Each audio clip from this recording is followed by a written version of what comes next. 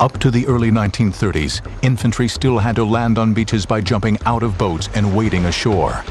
By World War II, Allied designers realized that a brand new machine was needed, a machine that could carry troops across that deadly divide between land and sea. They need boats that are designed to come into shallow water, come right up to the beach, and get the cargo off quickly. And the Americans, among other places, turn to people whose job it is to design and build river craft. In 1938, the U.S. Marines first tested a new shallow draft boat capable of landing troops and small vehicles. Made by a New Orleans-based maverick boat builder, Andrew Jackson Higgins, it was an early version of the landing craft that became the backbone of the D-Day invasion. Britain, too, was developing specialized landing craft to carry troops and vehicles. But these early craft were slow and awkward, and before they could be fully developed, Europe was once again engulfed by war.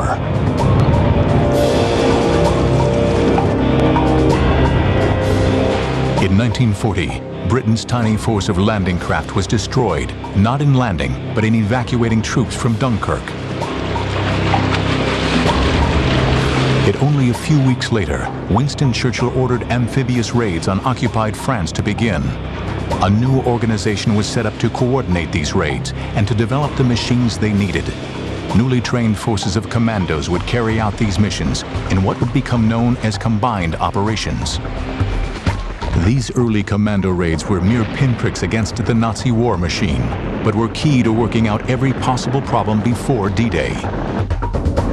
Meanwhile, the U.S. pushed ahead with its own landing craft designs and amphibious invasion techniques.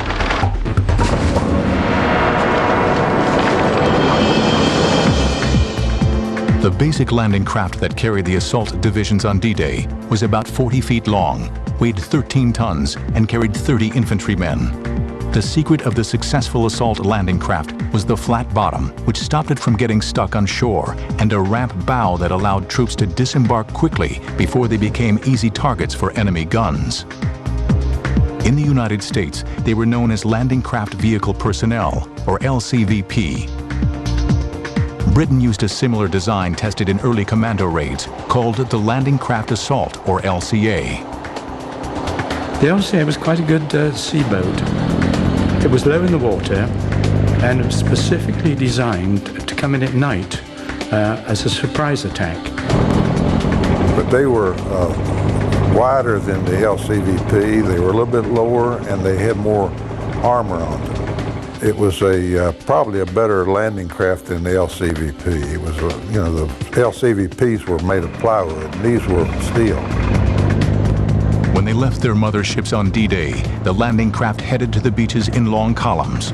Over the last few hundred yards, they spread out to form a line or wave so that all their troops could hit the beach at exactly the same moment. To break up the wave formation, the Germans constructed thousands of obstacles along the beaches of France. These could rip the bottoms out of landing craft or blow them and their human cargo to pieces. At dawn on D-Day, the coxswains of 2,400 LCAs and LCVPs knew that they were heading straight for a killing zone.